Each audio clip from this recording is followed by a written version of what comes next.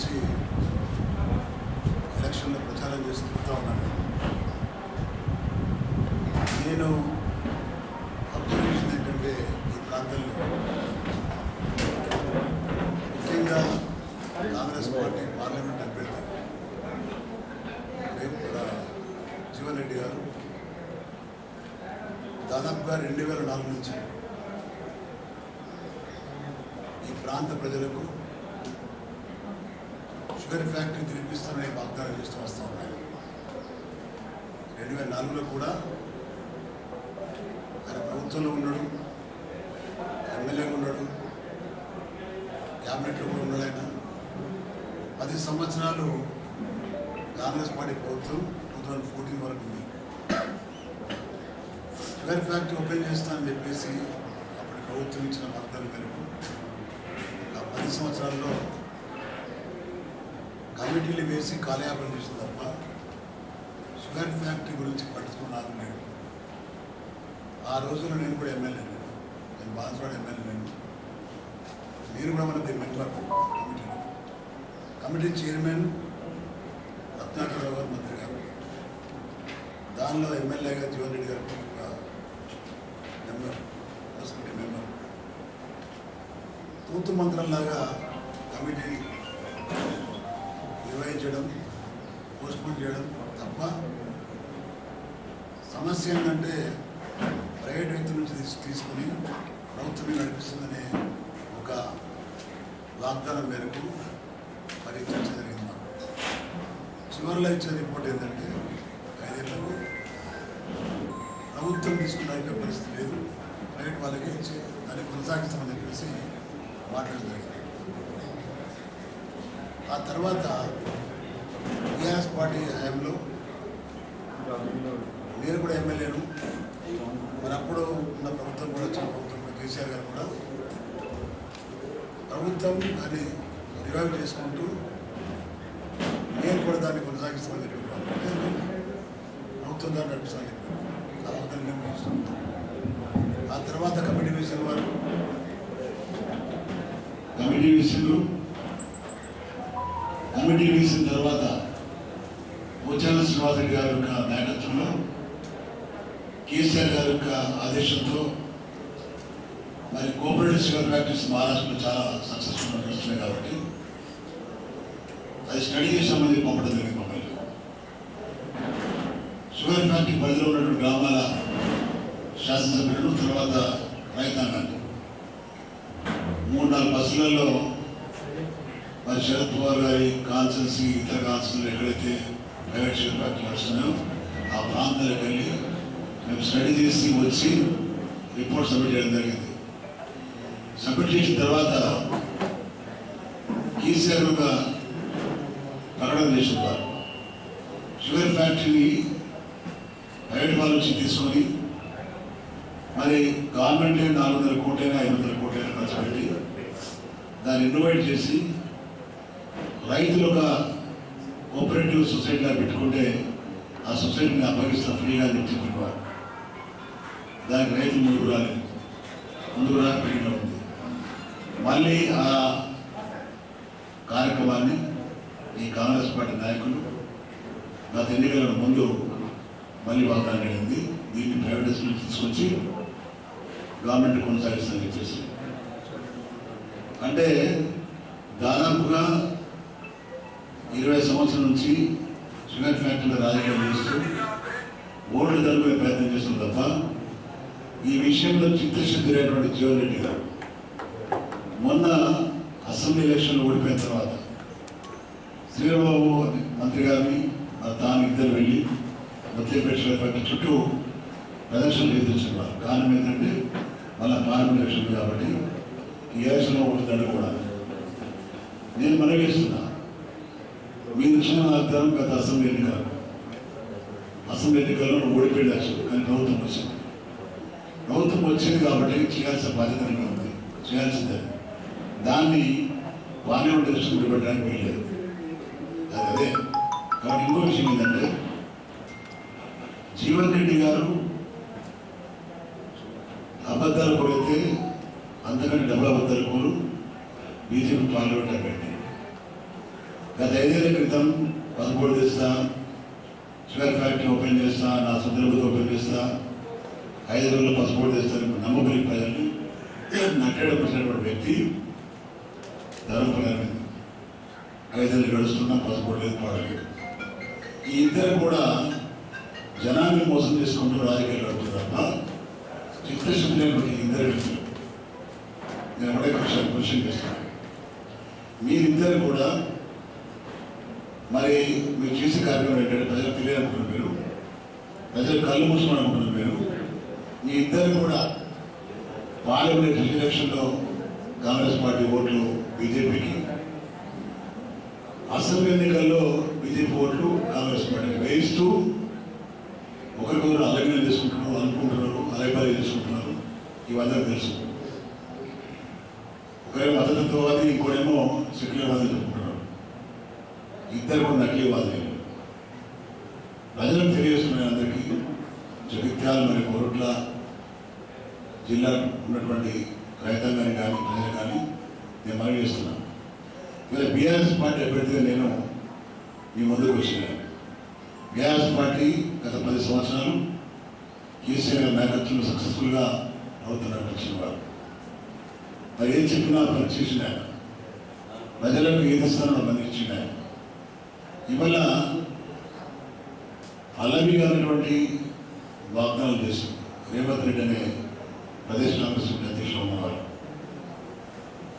అడ్డగోలు వాగ్దానాలు చేసి అన్ని కేసీఆర్ డబుల్ 200 ఇస్తానని ప్రజలు నమ్మబలికి మోసం చేసి వీళ్ళు అధికారంలో కూర్చున్నారు. వాళ్ళు అధికారంలో కూర్చున్నటువంటి వ్యక్తి 5 నెలలు గడుస్తున్న రుణమాఫీ కానీ, పెన్షన్ కానీ, రైతు బంధు కానీ, చివరకు సాగునీటి పరిస్థితి లేదు, కరెంట్ కట్ అవుతూ ఉంది. ఇవన్నీ జరుగుతూ ఉంటే జనానికి మళ్ళీ ఏదో తప్పుడు వాగ్దానాలు చేసి తప్పుతపెట్టి ప్రకటన చేస్తూ ముందుకు సాగుతున్న ఇద్దరు వ్యక్తుల్ని తప్పకుండా శిక్షించాలని చెప్పి నేను ప్రజలు కోరుతున్నాను.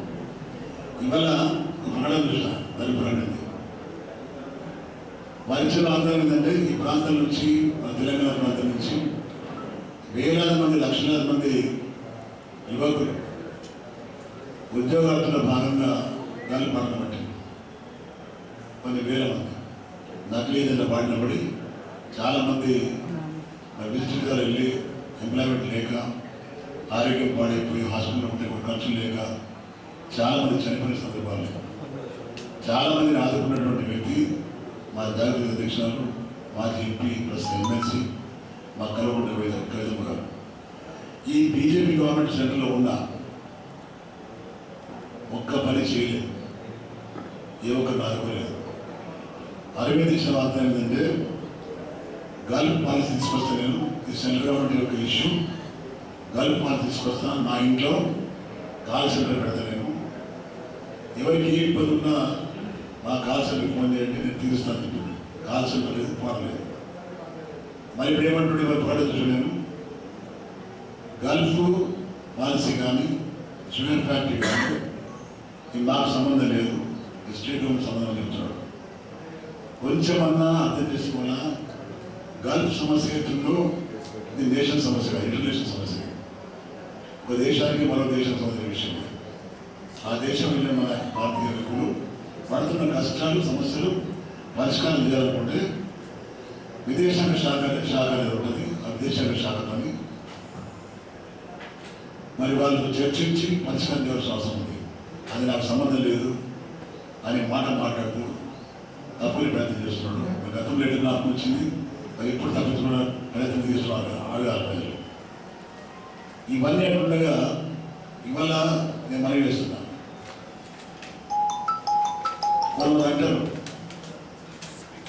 మేము అరవింద్కు సంబంధం లేదు, మనం మోడీ వాళ్ళు కొంతమంది అంటున్నాం. నేను అంటున్నా, ప్రతి పార్లమెంటరీ కాన్స్టిట్యూన్సీ పరిధిలో ఉన్న ప్రజలకు వారికి వచ్చే సమస్యలు కానీ, సెంట్రల్ ద్వారా వచ్చే నిధులు కానీ మనం సాధించుకోవాలన్నప్పుడు వారికి ప్రతినిధి అవసరం. అసెంబ్లీ ఎమ్మెల్యే అవసరమో అదేవిధంగా పార్లమెంటరీ కాన్స్టిట్యూన్సీ పరిధిలో ఉన్న ప్రజలకు తప్పకుండా ప్రతినిధి కావాలా. ఆ ప్రతినిధి ఉంటేనే సమస్యల పరిష్కారం అయితే పార్లమెంట్లో గుర్తెత్తి మాట్లాడగలుగుతుంది. మరి వారిని మనవేస్తున్నా ఏ వ్యక్తి అయితే క్యాండిడేట్ బీజేపీ క్యాండిడేట్ ఆ వ్యక్తి గతంలో నా పోటీమని చెప్తుంది, ఇప్పుడేమో మోడీకి చెప్తున్నాడు. నువ్వు అసమర్థుడు ఆటోమేటిక్గా చెప్పేస్తున్నావు. నేను అసమర్థుని, నేను పని చేయాలని మాట్లాడుతూ తప్పించిన ప్రయత్నం చేస్తున్నాను. అలాంటి మాటలు మాట్లాడుతున్న వ్యక్తికి యువకులకు నేను సందేశం ఇస్తున్నాను అర్థమవుతుంది.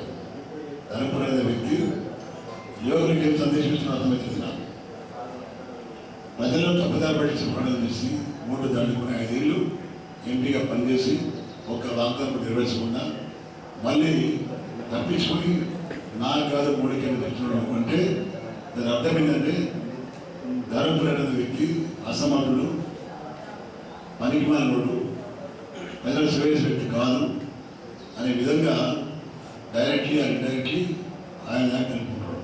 కాబట్టి దయచేసి గమనించాలి. రెండో విషయం ఏంటంటే ఇవాళ సెంట్రల్ గవర్నమెంట్ ఉంది, సెంట్రల్ గవర్నమెంట్ నడుస్తుందంటే ప్రజల నుంచి ట్యాక్స్ వసూలు చేసి ప్రభుత్వం నడిపిస్తుంది. మనకు వచ్చే వాట మనకు కావాలి, మనకు వచ్చే వాట మనకు కావాలన్నప్పుడు మన ప్రతినిధి అక్కడ ఉండాలి పార్లమెంట్లో. ఇంతకుముందు 5 సంవత్సరాల్లో బీజేపీ అభ్యర్థి ఉండి, బీజేపీ ఎంపీ ఉండి, సెంట్రల్ అనుకున్నటువంటి ప్రభుత్వం ఉన్న రూపాయి సాధించిన వ్యక్తి. మరి మేము రేపు గెలిస్తే ప్రజల దయ వల్ల, ప్రజల సహకారం వల్ల నేను గెలిస్తే తప్పకుండా మనకు వచ్చే వాట నిలదీసి తీసుకొచ్చే ప్రయత్నం చేస్తాను తప్పకుండా. ఇంకో విషయం చెప్తున్నా, కొంతమంది అనుకోవచ్చు బాధ్యతలు కూడా ప్రభుత్వం లేదు ఎట్లా సాధిస్తాను. నేను 6 ఊళ్ళో ఎమ్మెల్యే ఉన్నప్పుడు నాకు ప్రభుత్వం లేకుండే, కానీ ప్రభుత్వంలో ఎమ్మెల్యే కంటే ఎక్కువ నిధులు తీసుకొచ్చి పోరాటం చేసి కొట్లాడి ఆల్రెడీ నాకు ఉంది. మనకు వచ్చే నిధులు కానీ, మనకు వచ్చే ఇన్స్టిట్యూషన్స్ కానీ, మనకు వచ్చే ఇండస్ట్రీస్ కానీ, మనకు వచ్చే గల్ఫ్ పాలసీలో వచ్చే నిధులు కానీ ఇవాళ తప్పకుండా నేను సాధిస్తాను. నాకున్న రాజకీయ అనుభవంతో నేను సర్పంచ్గా, ఎంపీపీ 2 సార్లు, 4 సార్లు ఎమ్మెల్యేగా, ఆర్టీసీ చైర్మన్ పనిచేసిన వ్యక్తి నాకున్న అనుభవంతో నిధులు ఎట్లా రాబట్టాలని నాకు బాగా తెలుసు. తప్పకుండా సాధిస్తాను. రెండో విషయం, జీవన్ రెడ్డి గారు కూడా ఇవాళ వాళ్ళ నాయకుడు రేవంత్ రెడ్డి ఏమంటున్నాడు, రేవంత్ రెడ్డి గారేమో 2 లక్షల రుణమాఫీ చేస్తా డిసెంబర్ 9th నాడు చేస్తాడు, మళ్ళీ 100 రోజులు ఉంటాడు. ఇప్పుడు ఏమంటుండంటే యాదగిరిగుట్ట నరసింహస్వామి సాక్షిగా 15 ఆగస్టు నాడు ఇస్తాను. అదేవిధంగా ఇక్కడ జీవన్ రెడ్డి గారు కూడా 6 గ్యారెంటీల పత్రం అవుతుందో దాన్ని ప్రభుత్వం వచ్చిన తర్వాత తప్పకుండా అమలు చేస్తానని ఇక్కడ నుండి సీతారామస్వామి యొక్క ఆలయంలో ఆలయ పాదాల కింద పెట్టి ప్రమాణం చేసినాయి. దానికి చురుకు పలుకులేదు. రెండోది, ఓడిపోయిన తర్వాత కూడా ఉగాది నాడు 4 ఇల్లు కట్టించి నేను ఆ ఇళ్ళ లబ్ధిదారులకు ఇల్లు పంపిణీ చేసి వాళ్ళతో భోజనం చేస్తానని చెప్పాడు. అంటే ప్రజల్ని అమాయకులు చేసి నమ్మబలికి మోసం చేసి గద్దెనెక్కిన తర్వాత ఎంజాయ్ చేసే వ్యక్తులు ఈ 2 వ్యక్తులు. కాబట్టి నేను అలాంటి వ్యక్తిగా నేను కానీ మా నాయకులు కానీ ఎవరైనా కూడా ప్రజల్ని మోసం చేసి ఎక్కడ కూడా మేము టైం పాస్ చేయలేదు. ప్రజలు మొన్న మమ్మల్ని ఎందుకు ఓటింగ్ మమ్మల్ని అంటే ఇక్కడ గెలిపించారు సంజయ్ కుమార్ కానీ మమ్మల్ని ఓడిపోయే కారణం ఏంటంటే అసెంబ్లీలో తప్పుడు వాగ్దానాలు చేసి ప్రజలకు తప్పుడు వాగ్దానాలు ఇచ్చి మోసం చేసి నమ్మబలికి కేసీఆర్ గారు ఇచ్చిన వార్తలు బాగా ఉన్నాయి, వారు ఇచ్చినవి వారు చేసిన ఆయన అంతకంటే ఇంత చేసినట్టు నమ్మి ఓట్లేసి మోసపోయిన బాధపడుతూ ఉన్నారు. ఈ పార్లమెంట్ ఎలక్షన్లో మేము తిరుగుతాం గ్రామాల్లో తిరుగుతామంటే తండ్రుతారు ప్రజలు వస్తున్నాయి, వాళ్ళ బాధలు చెప్తాడు. మేము అడుగుతున్నాం, వాగ్దానాలు అమలు చేస్తున్నాను, ₹1 లేదు. మళ్ళా అదే కేసీఆర్ పరిపాలన ఏది కొనసాగిందో ఈ 5 నెలల నుంచి అదే కొనసాగుతుంది. కొత్త ప్రభుత్వం నుంచి మార్పు కొట్టింది ఏంటంటే గత 10 ఏళ్ళ కరెంటు ఫ్రీగా వస్తుంది, 24 గంటలు వస్తుంది, ఇప్పుడు కరెంట్ వస్తుంది. ఇది మార్పు కొత్త ప్రభుత్వంలో. ఈ విధంగా జనాన్ని మోసం చేసే ఈ రెండు పార్టీలు కూడా మళ్ళీ ఎన్నికలు వస్తున్నాయి. ఎన్నికల్లో ప్రజల వద్దకు వస్తున్నారు. ప్రజలకు మనం వేస్తున్నా వాళ్ళిద్దరు నిలదీయాలి. మీరు వాళ్ళిద్దరూ ఒకరికొకరు ఆలింగనం చేసుకొని అరేపరైన వ్యక్తులను ఇటు రైతు ఇటు హిందువులను మోసం చేస్తున్నారు, అటు ముస్లింలు మోసం చేస్తున్నారు, క్రిస్టియన్లు మోసం చేస్తున్నారు. మేము సెక్యులర్ మనుషులుగా మా నాయకుడు సెక్యులర్ నాయకుడు, 100% సెక్యులర్ నాయకుడు. కాబట్టి దయచేసి ప్రజలు గమనించండి. మేమేం చెప్తున్నామో షుగర్ ఫ్యాక్టరీ ఓపెన్ చేస్తేనే ప్రభుత్వం మా మాట్లాడింది, ఓపెన్ చేయమని వెంటబడదాం. తప్ప వెంటబడకపోతే ఊరుకునే పరిస్థితి లేదు. వాళ్ళకి ఎన్నికల వాగ్దానం కూడా చేయాల్సిందే. రెండవది ప్రజలు గమనించాలి ఏంటంటే, మీ ద్వారా 2 లక్షల రుణమాఫీ అంటే దాదాపు 30,000 లక్షల కోట్లు, 30,000 కోట్లు, 30,000 కోట్ల రూపాయలు నువ్వు 15th ఆగస్టు ఇస్తాను. ఎందుకు ఏ 15th ఆగస్టు సంవత్సరం చెప్పలేదు. ఇది ఒకటి లాజిక్ ఉంది. ప్రమాణం చేసింది ఎందుకంటే అరే ప్రమాణం చేసి ఇస్తారేమో ప్రజలు అనుకుంటున్నాను. ఏ 15th ఆగస్టు ఈ సంవత్సరం 15th ఆగస్టా, నెక్స్ట్ ఇయరా, మరో నెక్స్ట్ ఇయరా, దానిలో తప్పించిన ప్రయత్నం చేస్తాను. నేనేమంటున్నా అంటే 30,000 కోట్ల కంటే ఎక్కువ నిధులు ప్రజలకు ఇవ్వాలి. రైతు బంధే సబ్సిడీ ఇస్తున్నాను, 4,000 పెన్షన్ ఇస్తున్నాను, కళ్యాణ తీసుకున్న మండలం ఇస్తున్నాడు. ఎందుకు డాంబేకాలు అవుతారు మీరు? ఎందుకు జనాన్ని మోసం చేస్తారు? మోసం చేసే నాయకులకు, మోసం చేసే పార్టీలకు మంచి సమయం వచ్చింది. ప్రజలకు 13th మే నాడు, 13 మే నాడు పార్లమెంట్ ఎలక్షన్ ఉంది. కాబట్టి మీరు గుణపాఠం చెప్పాల్సిన అవసరం ఉంది. ఇది మంచి అవకాశం ప్రజలు దయచేసి మనం చేస్తున్నాం. బీఆర్ఎస్ పార్టీ ఓటేసి మరి నన్ను గెలిపిస్తే తప్పకుండా వాళ్ళకి సిగ్గు వస్తుంది. కొంచెం భయం ఏర్పడితే వాళ్ళకు కనీసం ఇచ్చిన మాట ప్రకారంగా సగమైన స్కీమ్లు అమలు చేసే ప్రయత్నం చేస్తున్నాను. అమలు చేయకుంటే నేను నాతో పాటు ఉండే ఎమ్మెల్యేస్ ముగ్గురం, రాష్ట్రంలో ఎమ్మెల్యేలందరూ కూడా రేవంత్ రెడ్డి దగ్గరికి వెళ్ళి సచివాలయం కట్టిన కేసీఆర్ గారు రేవంత్ రెడ్డి గారు కూర్చుంటున్నాడు, వెళ్ళి వెళ్ళబెట్టారు. ప్రజలకు ఏం బాగా చేస్తున్నారు.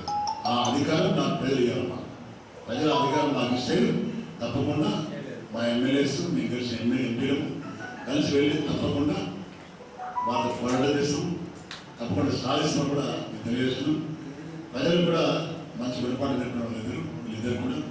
వీళ్ళిద్దరు మోసగాళ్ళు, పచ్చి మోసగాళ్ళు. ఈ మోసగాళ్లకు జనం బుద్ధి చెప్తారని నమ్ముతున్నా. దయచేసి మీ సహకారం కావాలని కోరుతూ సెలవు.